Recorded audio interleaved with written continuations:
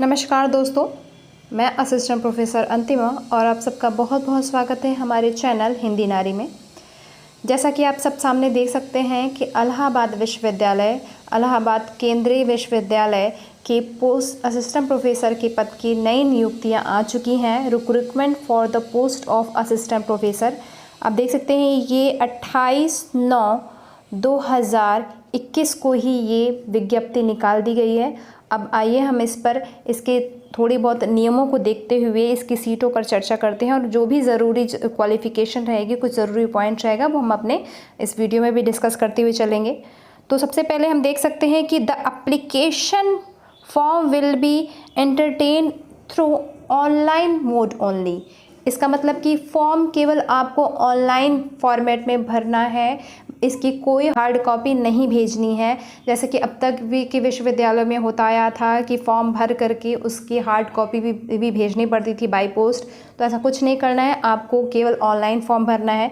अब आइए हम इसके डेट को देख लेते हैं कि date of uploading details advertisement and online registration. जो ऑनलाइन रजिस्ट्रेशन की जो डेट है वो है 28/9/2021, मतलब 28 सितंबर को ही ये निकाल दी गई है। डेट ऑफ फ़ी पेमेंट भी तब से ही स्टार्ट होगा 28/9/2021 से।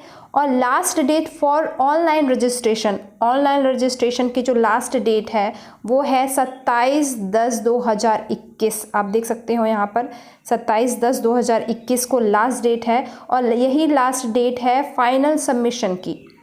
तो यह आप आखिरी लगभग 1 महीनों का टाइम दिया है यहाँ पर विश्वविद्यालय ने। 27 अक्टूबर तक आप लोग फॉर्म भर सकते हैं। एप्लीकेशन फ़ीस क्या है, चार्जेस क्या लगेंगे, इसको आप सब देख सकते हैं। यहाँ पर कैटेगरी वाइज यहाँ डिवाइड कर दिया गया है कि यहाँ पर UR मतलब अनरिजर्व्ड, EWS और OBC की जो फ़ीस लगेगी वो है 1500 और फैसिलेशन चार्ज जो है वो 50 है। तो टोटल जो अमाउंट आपका लगेगा फॉर्म भरने का वो है 1550।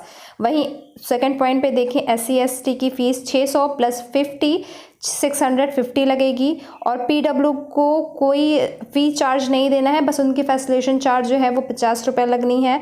अब इसके अलावा देख सकते हैं कि those who have applied earlier advertisement number associate professor 2019 dated 23/4/2019। अगर इसके पहले भी अगर आप किसी ने इस सेम वैकेंसी, क्योंकि वैकेंसी दोबारा निकाली गई है, अगर जिसने अप्लाई किया है उसको उसमें भी कुछ उनको फ़ीस एक्स्ट्रा देनी पड़ेगी। वो क्या है, अनरिजर्व EWS और OBC में 500 प्लस 50 550 देनी पड़ेगी। SC ST को 250 प्लस 50 250 देनी पड़ेगी। और PW को कोई चार्जेस नहीं, बस फैसिलेशन चार्जेस 50 रुपये देने पड़ेंगे। अब हम आते हैं, देखते हैं कि वैकेंसी की सीटें क्या क्या है। अलग अलग सीटों की वैकेंसी यहाँ पर निकाली गई है अलग अलग विषयों के अकॉर्डिंग। आप देख सकते हैं तो टोटल ये, और फिर unreserved EWS OBC SC ST category और फिर डिसेबिलिटीज़ की कैटेगरी के अकॉर्डिंग यहाँ पे सीटें निकाली गई हैं। आप सब अपने अपने विषय की सीटें देख सकते हैं। टोटल लगभग 47 विषयों की ये वैकेंसी आई है और अच्छी खासी पदों की संख्या है। आप सब अपने अपने पदों को देख सकते हैं कि कौन अपने अपने विषय के हिसाब से आप सब देख लीजिए कि क्या क्या वैकेंसी है और आप फॉर्म भरने लायक हैं कि नहीं हैं। नियुक्ति के हिसाब से ये अभी हम आपको दिखा रहे हैं कि हर विषय में कितनी नियुक्तियाँ निकली हैं। ये हैं आपके सभी 47 विषय, सभी विषय में कौन कौन सी नियुक्तियां हैं। ये PDF हम हमारे टेलीग्राम चैनल अब हिंदी नारी पर भी दे देंगे, जिसका लिंक मैं आपको डिस्क्रिप्शन में दे दूंगी।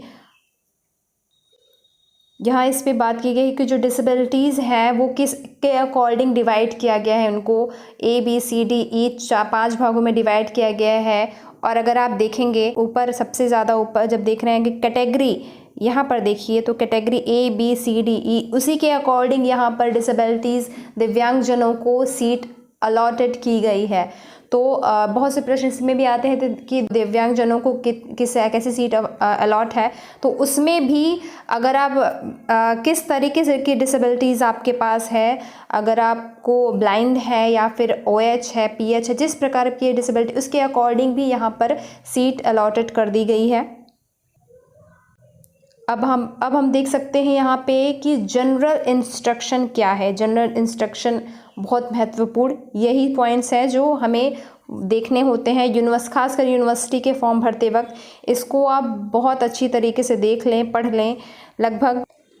लगभग 28 भागों में लाइंस में ये पूरे इनके इंस्ट्रक्शन दिए गए हैं।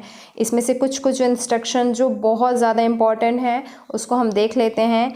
जैसे कि आप देख सकते हैं instruction number 5, As per clause 3.10 of UGC regulation, the PhD degree shall be mandatory qualification for the direct recruitment to the post of assistant professor in university with effect from 1/7/2021। मतलब यहाँ पर साफ साफ कह दिया गया है कि PhD जो है वो मैंडेटरी होगी। यूनिवर्सिटी में डायरेक्ट रिक्रूटमेंट के लिए, डायरेक्ट असिस्टेंट प्रोफेसर के पद पर आवेदन करने के लिए यहाँ पर PhD अनिवार्य है। बिना PhD के ये आपकी जो फॉर्म है वो रिजेक्ट भी किए जा सकते हैं।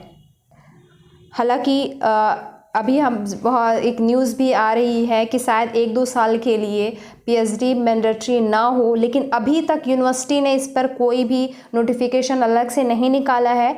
तो हम अभी यही मानकर चलते हैं कि PhD मैंडेटरी है। तो आप सब फॉर्म भरते वक्त ये पॉइंट्स ध्यान में रखें।